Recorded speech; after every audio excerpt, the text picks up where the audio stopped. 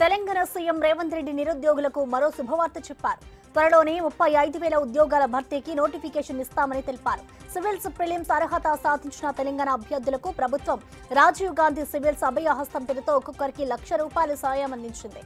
CM Revanth Reddy deputy CM Bhatti Vikramarka ఆధ్వర్యంలో మొత్తం 135 అభ్యర్థులకు చెక్కులను పంపిణీ చేశారు. టీడీఆర్ బ్రాండ్ల అక్రమాలపై విచారణకు కమిటీ వేశామని, సెప్టెంబర్ చివరి నాటికి అక్రమాలు తేలుస్తామని మంత్రి నారాయణ తెలిపారు. టీడీఆర్ బాండ్లలో వేల కోట్లు పక్కదారి పట్టాయని తిరుపతిలో ఆరోపించారు. వైసీపీ పాలనలో అవినీతిని కొత్త పుంతలు తొక్కించారని అన్నారు మంత్రి నారాయణ. హైడ్రా లాంటి వ్యవస్థను రాష్ట్రం అంతటా విస్తరించాలని సీఎం రేవంత్ కు ఎమ్మెల్యేలు విజ్ఞప్తి చేస్తున్నారు. హైడ్రాపై అభినందనలు తెలుపుతూ సీఎంకు ఎమ్మెల్సీ జీవన్ రెడ్డి, విప్ అడ్లూరి లక్ష్మణ్ లేఖ రాశారు. రాజన్న సిరిసిల్ల జిల్లాలో హైడ్రా తరహా వ్యవస్థ కావాలని కోరుతూ సీఎం రేవంత్ కి ప్రభుత్వ విప్ ఆది శ్రీనివాస్ లేఖ రాశారు. మరోవైపు షాద్ నగర్ వరకు హైడ్రాను విస్తరించాలని ఎమ్మెల్యే వీర్లపల్లి శంకర్ కి రిక్వెస్ట్ చేస్తున్నారు. శ్రీకృష్ణాష్టమి వేడుకలు ఘనంగా జరుగుతున్నాయి. శ్రీకృష్ణుడి ఆలయాల వద్ద భక్తులు బార్లు తిరారు.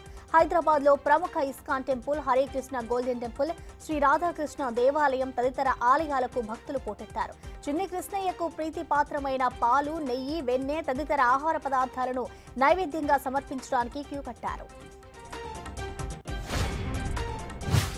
ఒడిశా నుంచి ఏపీకి తరలిస్తున్న 912 కిలోల గంజాయిని పోలీసులు పట్టుకున్నారు.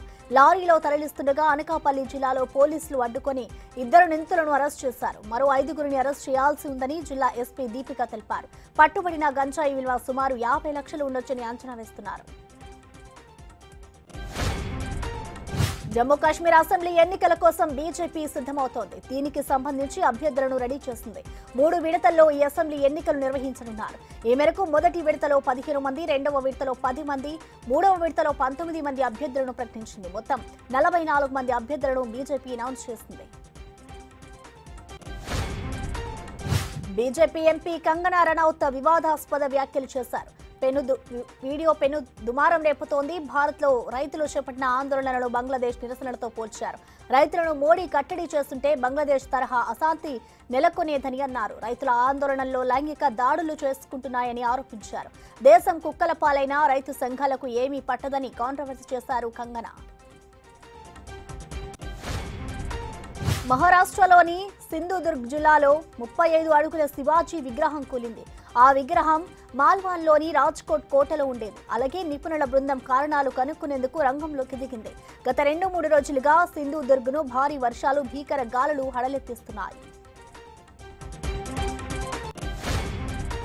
పశ్చిమాసియాలో భయానక పరిస్థితులు నెలకొన్నాయి. ఇజ్రాయిల్, హెజ్బుల్లా మధ్య భీకర యుద్ధ వాతావరణం నెలకొంది. ఇజ్రాయిల్ వైమానిక దళం లెబనాన్లోని హెజ్బుల్లా స్థావరాలపై దాడులు చేస్తుంది.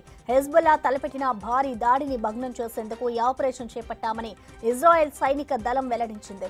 హెజ్బుల్లా స్థావరాలను ధ్వంసం చేయడమే లక్ష్యంగా ఇవి సాగాయి. తాజాగా దాడి చేసిన తీరుకు సంబంధించిన వీడియోను ఐడీఎఫ్ విడుదల చేసింది.